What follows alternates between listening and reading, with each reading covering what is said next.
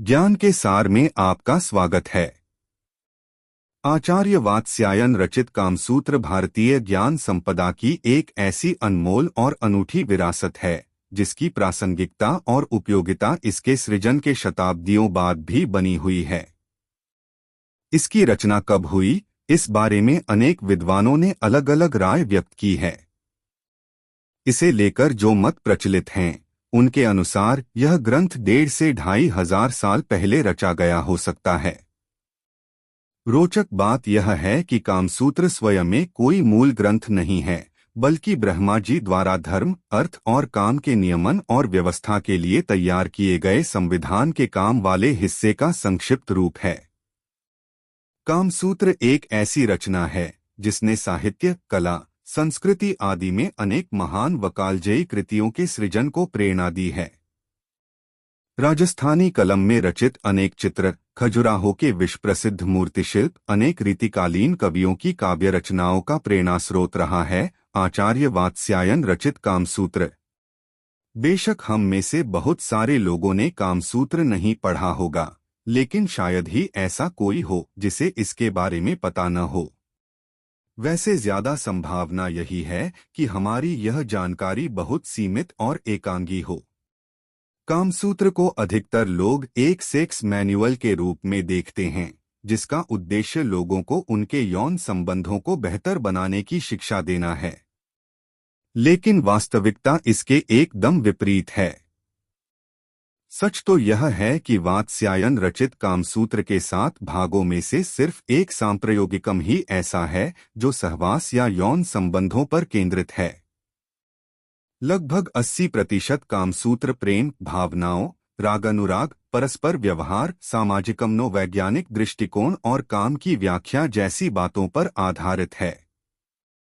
इसके रचिता वात्स्यायन के अनुसार कामसूत्र स्त्री पुरुष के धार्मिक सामाजिक नियमों का शिक्षक है, और यदि वे इस शास्त्र के अनुसार वैवाहिक जीवन व्यतीत करेंगे तो काम की दृष्टि से उनके दाम्पत्य जीव में सदैव सुख, शांति और संतुष्टि रहेगी।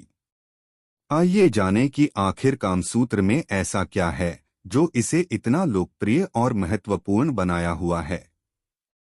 कामसूत्र के पहले अधिकरण में 5 अध्याय हैं, जिनमें धर्म, अर्थ और काम को परिभाषित करते हुए जीवन में इनकी आवश्यकता के बारे में बतलाया गया है। इनसे संबंधित शंकाओं का समाधान किया गया है। वात्स्यायन कहते हैं कि मानव जीवन के इन लक्ष्यों की प्राप्ति के लिए धर्म विद्या, अर्थ विद्या, काम विद्या और इनसे संबंधित अन्य विद्याओं का अध्ययन करना चाहिए। उन्होंने संगीत शास्त्र के अध्ययन को काम शास्त्र का ही एक अंग माना है। उन्होंने कामसूत्र की अंगभूत कलाओं के यप में 64 कलाओं का वर्णन किया है, जिनमें गीत, नृत्य, वाद्य, काव्य, नाटक, चित्रकला जैसी विधाएं शामिल हैं। आचार्य ने सुझाव दिया है कि सभी युवतियों को इन विधाओं का प्रशिक्षण अवश्य लेना चाहिए और यह प्रशिक्षण किसी योग्य और विश्वासपात्र स्त्री द्वारा दिया जाना चाहिए। इस अधिकरण के अगले अध्याय में बताया गया है कि एक नागरिक अर्थात रसिक व्यक्ति के रूप में हमें किस प्रकार का जीवन जीना चाहिए।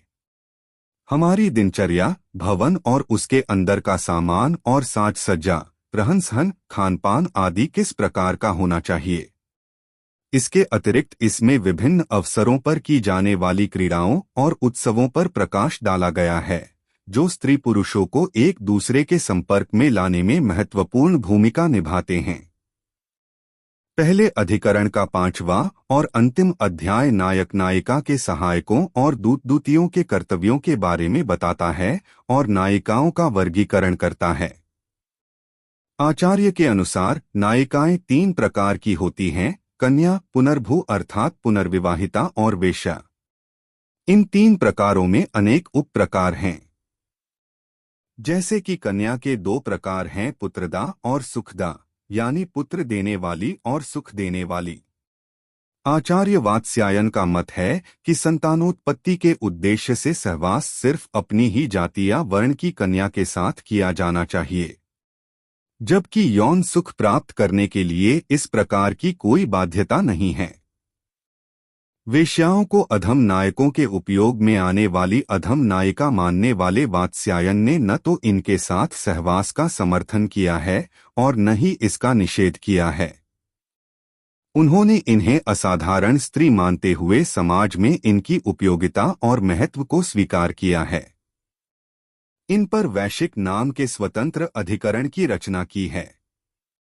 गुणों के आधार पर नायिका भेद के इस क्रम को आगे बढ़ाते हुए कामसूत्र स्वकीय, परकीय और सामान्य नायिकाओं को उनकी प्रवृत्ति और विशेषता के अनुसार अलग अलग वर्गों में बांटता जाता है।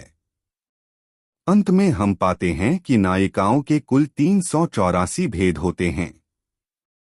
आचार्य इस अध्याय में विस्तार से बताते हैं कि किन परिस्थितियों में किस प्रकार की नायिका के साथ यौन संबंध बनाना धर्म विरुद्ध नहीं माना जाता। इसी प्रकार आचार्य वात्स्यायन ने नायक के भी उत्तम, मध्यम और अधम ये 3 भेद बताए हैं। अध्याय के अंत में आचार्य ने अच्छे मित्रों और दूतों की पहचान, विशेषताओं और कार्यों का वर्णन किया है और बताया है कि उन्हें किस प्रकार से विश्वासपात्र, वाक्पटु और कूटनीति में निपुण होना चाहिए ताकि वे नायक के उद्देश्य की पूर्ति में सहायक सिद्ध हो सकें। द्वितीय अधिकरण सांप्रयोगिकम कामसूत्र का सर्वाधिक लोकप्रिय और महत्वपूर्ण भाग है, जिसे सर्वाधिक प्रासंगिक भी कहें तो कोई अतिशयोक्ति न होगी। इसमें 10 अध्याय हैं। पहले अध्याय में आचार्य ने जननांगों के आकार के आधार पर स्त्री पुरुषों की 3-3 श्रेणियां बताई हैं। पुरुषों के जननांग की लंबाई के अनुसार आचार्य उन्हें शश, वृष और अश्व श्रेणी में रखते हैं। स्त्रियों के जननांग की गहराई के आधार पर उन्हें मृगी, अश्वा या बड़वा और करिणी या हस्तिनी इन 3 श्रेणियों में रखा जाता है। आचार्य के मतानुसार छोटे जननांग वाला शश पुरुष का कम गहरे जननांग वाली मृगी स्त्री के साथ सहवास उचित होता है। इसी प्रकार वृष पुरुष का बड़वा स्त्री के साथ और अश्व पुरुष का हस्तिनी स्त्री के साथ सहवास अधिक सुविधाजनक और सुखद होता है। जोड़ों के आधार पर इनमें कुल 9 प्रकार के सहवास होते हैं, जिन्हें सहवास में शामिल स्त्री पुरुष की श्रेणी को देखते हुए समरत या विस्मरत सहवास कहा जाता है। आकार के अलावा वेग और समयावधि के आधार पर भी श्रेणियां और जोड़ियां निर्धारित की गई हैं। समान आकार, वेग और समय वाले सहवास और असमान स्त्री पुरुष के बीच सहवास के कुल 27 भेद बताए गए हैं, जिनका ज्ञान सहवास को सुखमय और संतुष्टिदायक बनाने के लिए अत्यंत महत्वपूर्ण है। दूसरे अध्याय आलिंगन विचार में आचार्य वात्स्यायन ने आलिंगन, चुंबन, नखक्षत, दंतक्षत, औपृष्ठक अर्थात मुख, मैथुन आदि सहवास के 8 प्रकारों के बारे में बताया है, जिनके 8 भेद होते हैं। इन 64 भेदों को काम की 64 कलाओं के नाम से जाना जाता है। इनका उपयोग सहवास को सरस, आनंददायक और विविधतापूर्ण बनाने के लिए होता है। इसके बाद वे आलिंगन के प्रमुख 8 प्रकारों का वर्णन करते हैं। इनमें 4 प्रकार के आलिंगन स्पृष्टक, विद्धक, उद्धृष्टक, पीड़ितक उन प्रेमी प्रेमिकाओं द्वारा किए जाते हैं जो प्रेम में हैं लेकिन सहवास नहीं किया है। सरल भाषा में कहें तो इन आलिंगनों में बहाने से स्पर्श करना, टकराना और लिपटना, भीड़ भाड़ या अंधेरे में एक दूसरे से शरीर को रगड़ते हुए चलना, दीवार या खंभे के पास खड़े नायक या नायिका को दोनों हाथों से घेर कर दबाना जैसी क्रियाएं शामिल हैं। शेष 4 प्रकार के आलिंगन लताविष्टितक, वृक्षधिरूढ़क, तिलतंडुलक और क्षीरजलक हैं, जो सहवास के समय किए जाते हैं। पहले 2 खड़े रहकर किए जाते हैं, जिनमें नायिका नायक से लता की तरह लिपटती है या पेड़ मानकर उस पर चढ़ने की कोशिश करती है। तिलतंडुलक में दोनों लेटकर एक दूसरे को दबाते हैं और क्षीरजलक में बैठकर परस्पर चिपक जाते हैं। इनके अतिरिक्त आचार्य ने सुवर्णनाभ द्वारा बताए गए 4 अन्य आलिंगनों को भी कामसूत्र में शामिल किया है। उरूपगुहन, जघनोपगुहन, स्तनालिंगन और ललाटिका नाम के इन आलिंगनों में नायक नायिका अपनी जंघाओं, पूरे शरीर, वक्षस्थल और माथे को परस्पर दबाते हैं। तीसरा अध्याय चुंबन विकल्प है, जिसमें विभिन्न प्रकार के चुंबनों की व्याख्या की गई है। इनमें सहवास से पहले काम भावना को उत्तेजित करने वाले चुंबन और सहवास आरंभ होने के बाद आनंद को बढ़ाने के लिए किए जाने वाले चुंबन शामिल हैं। आचार्य वात्स्यायन ने चुंबन के 8 स्थान बताए हैं। ये स्थान हैं माथा, केश, गाल, आंखें, वक्ष, स्तन और मुंह के अंदर जीभ और तालु। आचार्य ने विभिन्न भूभागों में प्रचलित चुंबन के कुछ अन्य स्थानों जैसे बगल, जांघों का जोड़, नाभिमूल आदि का भी उल्लेख किया है। लेकिन देश प्रथा के अनुसार ही इन स्थानों का चुंबन करने का परामर्श भी दिया है। चुंबनों के आवेग, सघनता, चुंबन स्थल, परिस्थिति आदि के आधार पर आचार्य ने निमित्तक, स्फुरितक, घट्टितक, समचुंबन, तिर्यक चुंबन, उद्भ्रांत, अवपीड़ितक आदि चुंबन प्रकारों की विशेषताओं का उल्लेख करते हुए आचार्य ने विभिन्न प्रकार की चुंबन क्रियाओं, चुंबन कलह और क्रीड़ाओं के बारे में बताया है। इन्हें संपुटक, मृदु, पीड़ित, अंचित, प्रातिबोधिक, रागदीपक, चलितक आदि श्रेणी के चुंबनों द्वारा संपादित किया जाता है। इस अधिकरण के अगले 2 अध्याय नखक्षत जाति और दशनच्छेद्य विधि नाखूनों और दांतों के इस्तेमाल से कामक्रीड़ा को रोचक और रोमांचक बनाने की प्रक्रिया पर आधारित है। इनमें आचार्य ने विस्तार से बताया है कि नखक्षत और दंतक्षत कितने प्रकार के होते हैं, शरीर में किन किन जगहों पर और किस किस तरह से नाखूनों से खरोंचा जा सकता है या दांतों से काटा जा सकता है, और इससे यौन और प्रेम संबंधों पर क्या प्रभाव पड़ता है। अगले अध्याय संवेशन विधि में सहवास में प्रयोग किए जाने वाले आसनों का वर्णन है, जिनकी सहायता से असमान आकार के जननांगों वाले युगल भी अपने सहवास को सुगम, सरस और आनंददायक बना सकते हैं। सरल शब्दों में कहें तो इन आसनों की सहायता से अधिक गहरे जननांग वाली स्त्री कम लंबे जननांग वाले पुरुष के सहवास का आनंद ले सकती है, या कम गहरे जननांग वाली नायिका अधिक लंबे जननांग वाले नायक के साथ बिना पीड़ा का अनुभव किए सहवास सुख प्राप्त कर सकती है। वहीं अनुकूल आकार के जननांगों वाले युगल भी इन आसनों को अपनाकर सहवास को और अधिक रोमांच और विविधता दे सकते हैं। इन आसनों में संपुटक, उत्पीड़ितक, धेनुकर्त आदि वर्तमान में सर्वाधिक प्रचलित हैं, जिनमें क्रमशः स्त्री के ऊपर लेटकर उसके दोनों पैरों को मोड़कर और पशुओं की तरह स्थित कर सहवास किया जाता है। इनके अलावा एक नायिका के कई नायकों या एक नायक के अनेक नायिकाओं के साथ सहवास के लिए गोलुंथिक आसन का प्रावधान किया है। अगले अध्याय प्रहंसीतकार में सहवास के दौरान उत्तेजना और आनंद बढ़ाने के लिए शरीर पर प्रहार करने के बारे में मार्गदर्शन किया गया है। इसमें बताया गया है कि शरीर के किन अंगों पर कैसे प्रहार किया जाना चाहिए ताकि कष्ट कम और आनंद ज्यादा हो। पीठ, कंधे, स्तनों का मध्य भाग, जंघाएं आदि स्थानों पर मुट्ठी, उंगली, हथेली, उल्टी हथेली से प्रहार किए जाने पर काम भावना भड़कती है और सहवास के आनंद में वृद्धि होती है। प्रहार के प्रत्युत्तर में स्त्री किन किन ध्वनियों के माध्यम से अपनी भावनाएं प्रदर्शित करती है, इस बारे में सीतकार वाले भाग में बताया गया है। हालांकि वात्स्यायन का मत है कि भले आदमियों को प्रहरण विधियों का अनुसरण नहीं करना चाहिए। 8वें अध्याय पुरुषायत में सहवास को सुखद, सफल और आनंददायक बनाने के बारे में बताया गया है। इस अध्याय का पहला भाग सहवास की उस स्थिति के बारे में बताता है जिसमें पुरुष नीचे रहता है और स्त्री उसके ऊपर आकर पुरुषों जैसा व्यवहार करती है। दूसरे हिस्से पुरुषोत्सृप्त में सहवास से पहले स्त्री को शारीरिक और मानसिक रूप से सहवास के लिए तैयार करने और सहवास के समय विभिन्न प्रयोगों के बारे में समझाया गया है।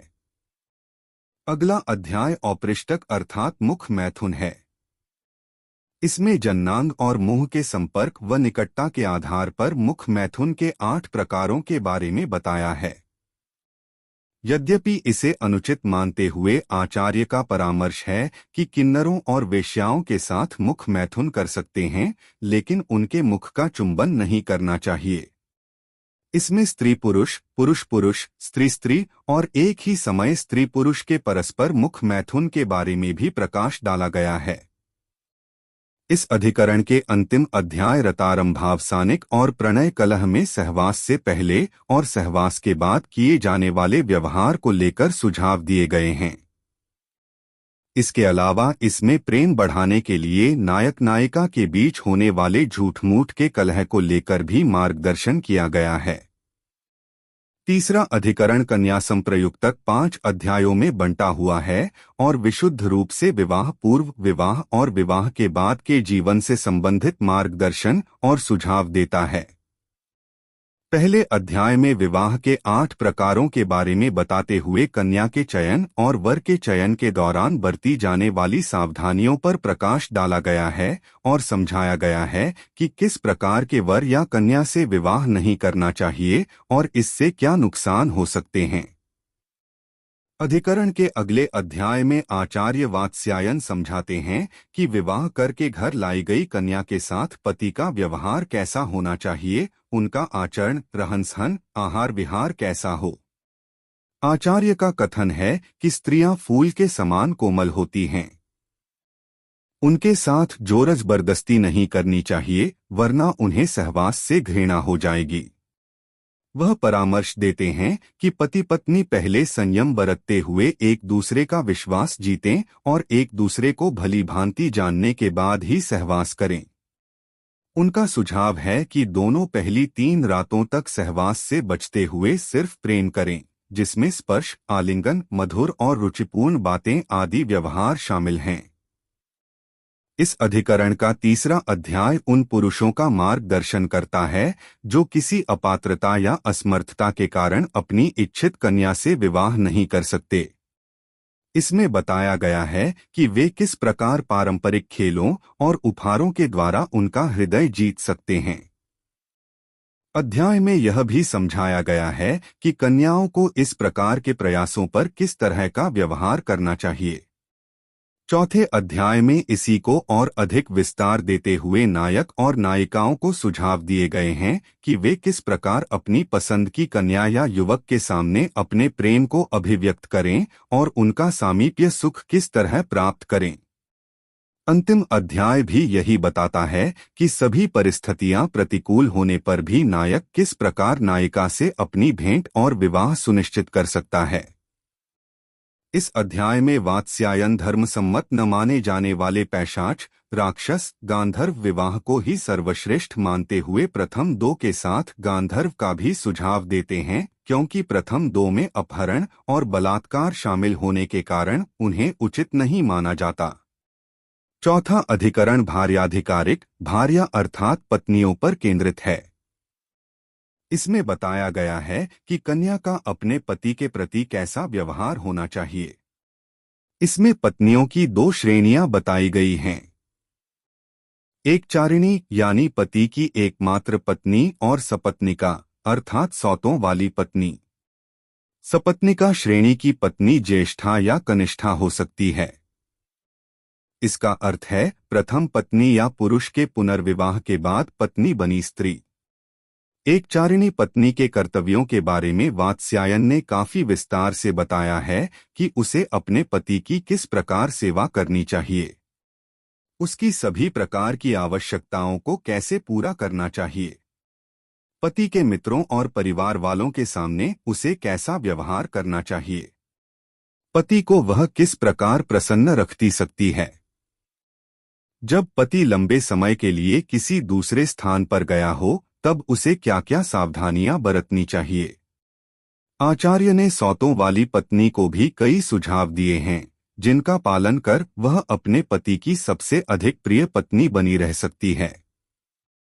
आचार्य का मत है कि बड़ी पत्नी को अपनी सौत को छोटी बहन समझना चाहिए और छोटी पत्नी अपनी ज्येष्ठा सौत को माता के समान आदर दे। आचार्य कहते हैं कि ज्येष्ठा भार्या अपनी सौतों से द्वेष न रखते हुए उनके साथ सखियों की तरह रहे। इसी अधिकरण में आचार्य ने पुरुषों को भी सुझाव दिया है कि वे पत्नी को गृहलक्ष्मी मानकर सम्मान दें। अनेक पत्नी होने की स्थिति में पति घर में सुख शांति कैसे बनाए रख सकता है, इस बारे में भी आचार्य वात्स्यायन ने काफी अच्छा मार्गदर्शन किया है।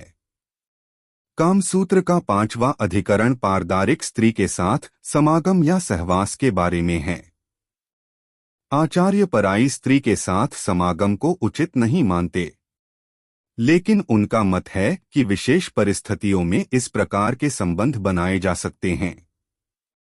उनका परामर्श है कि इस दिशा में आगे बढ़ने से पहले लक्षित स्त्री के प्राप्त होने की संभावनाओं, उसकी पात्रता, पुरुष में उसकी रुचि और ऐसे संबंधों के क्या परिणाम हो सकते हैं जैसी बातों पर विचार कर लेना चाहिए।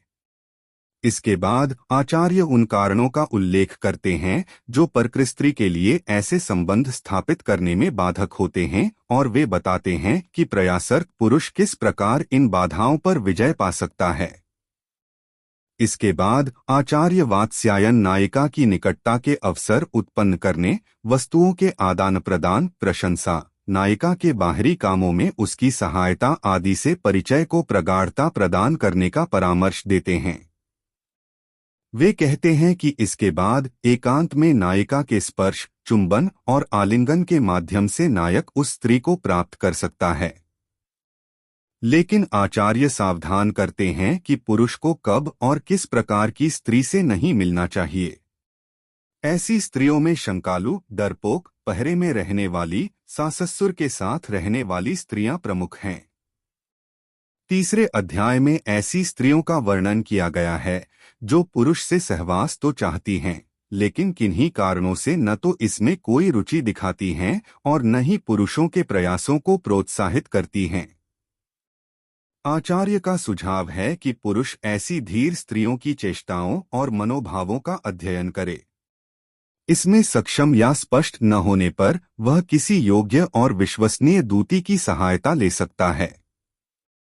अगला अध्याय नायक की सहायता करने वाली दूतियों के कार्यों, प्रकारों और लक्षणों के बारे में बताता है। आचार्य वात्स्यायन के अनुसार दूती को नायिका के सामने उसके पति की कमियों और नायक की विशेषताओं को बढ़ा चढ़ाकर बखान करना चाहिए।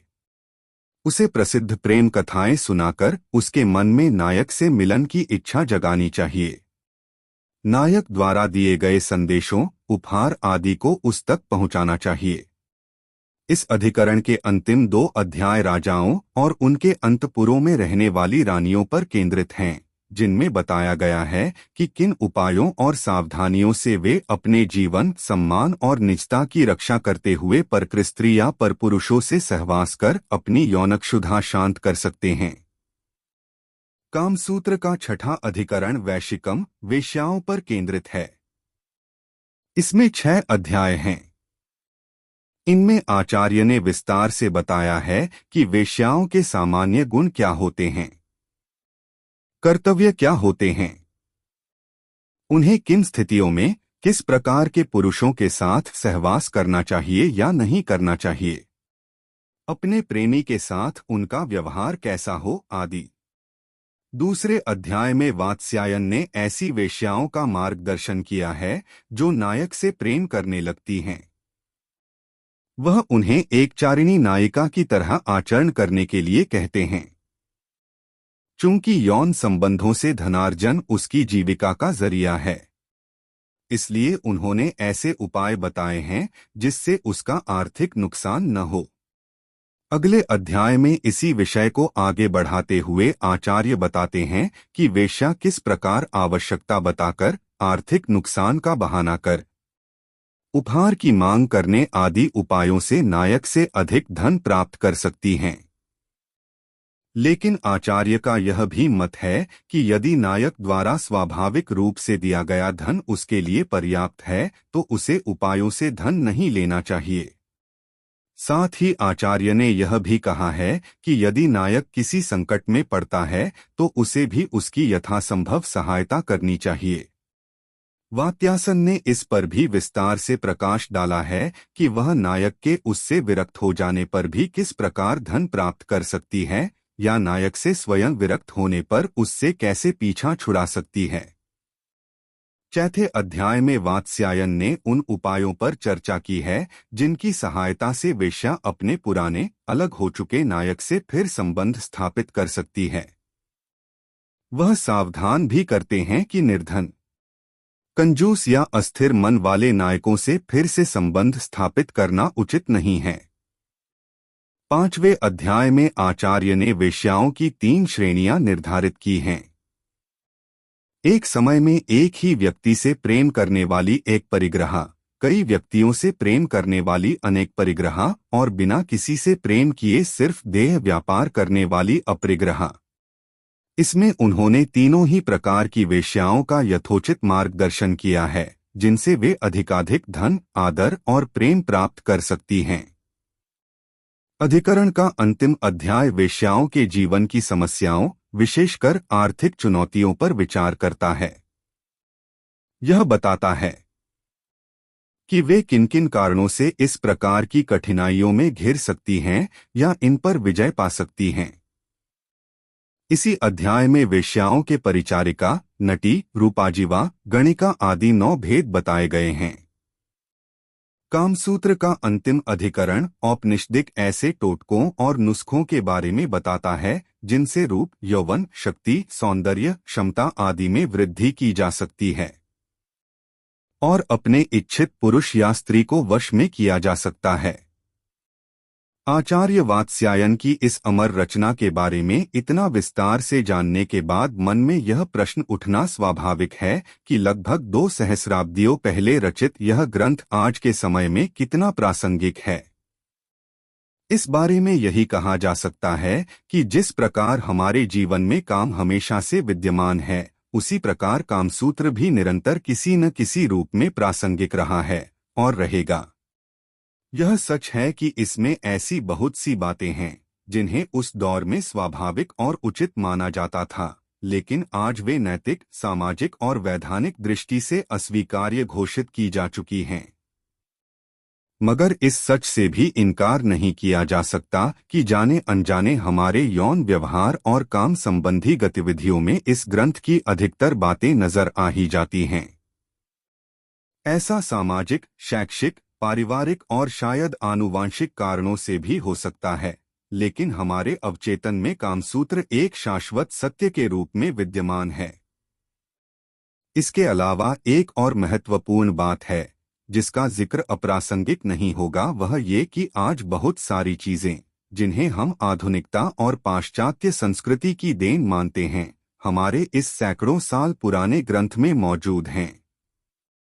बस नाम बदल गए हैं। जैसे ओरल सेक्स यहाँ औपृष्टक है, 69 का किल है, जिसे हम फ्रेंच किस कहते हैं, कामसूत्र उसे मुखयुद्ध या जिह्वायुद्ध कहता है। ग्रुप सेक्स यहाँ गोयूथिक के नाम से मिल जाता है, तो BDSM प्रहरण के नाम से। ऐसे उदाहरणों की एक लंबी सूची बनाई जा सकती है। कुल मिलाकर यह एक ऐसी महान कृति है जिसकी उपयोगिता कभी खत्म नहीं होगी। वीडियो पसंद आई हो तो लाइक करें, सब्सक्राइब करें।